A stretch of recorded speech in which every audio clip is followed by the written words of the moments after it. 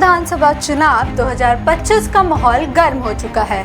चुनाव आयोग ने घोषणा की है कि बिहार में मतदान 2 चरणों में होगा। पहला चरण 6 नवंबर और दूसरा चरण 11 नवंबर को, जबकि मतगणना 14 नवंबर को की जाएगी।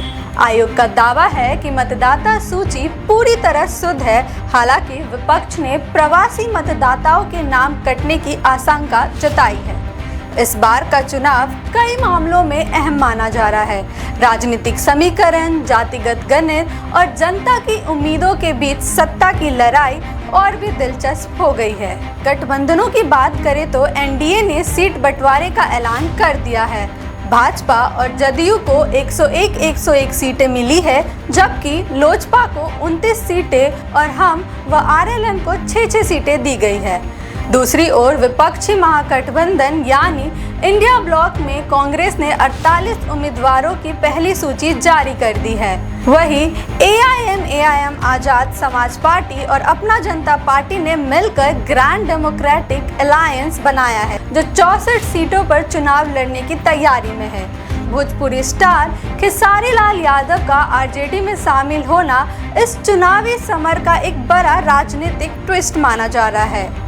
दावों और रणनीतियों का दौर भी चरम पर है। केंद्रीय मंत्री गिरिराज सिंह ने दावा किया है कि एनडीए इस बार 225 से अधिक सीटें जीतकर 2010 से बेहतर प्रदर्शन करेगी। वहीं तेजस्वी यादव ने राघोपुर सीट से नामांकन दाखिल किया है और दूसरी सीट से चुनाव लड़ने की अटकलों को खारिज कर दिया है।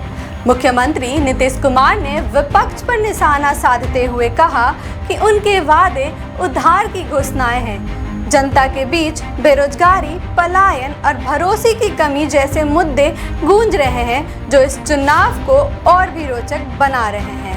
इस बार का चुनाव सिर्फ सत्ता परिवर्तन का नहीं, बल्कि गठबंधन प्रबंधन की परीक्षा भी है। छोटे दलों की मांगे, सीटों का स्वभाव और नेताओं की अहमियत के कारण गठबंधनों का एकजुट रहना बड़ी चुनौती है।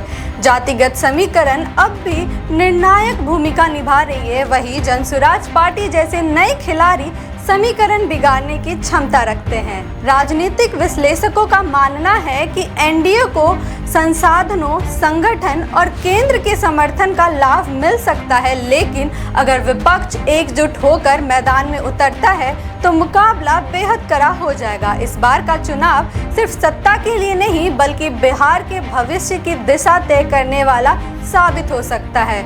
जनता अब बदलाव और विश्वास दोनों की तलाश में है और नतीजा आने तक हर नज़र बिहार पर टिकी रहेगी।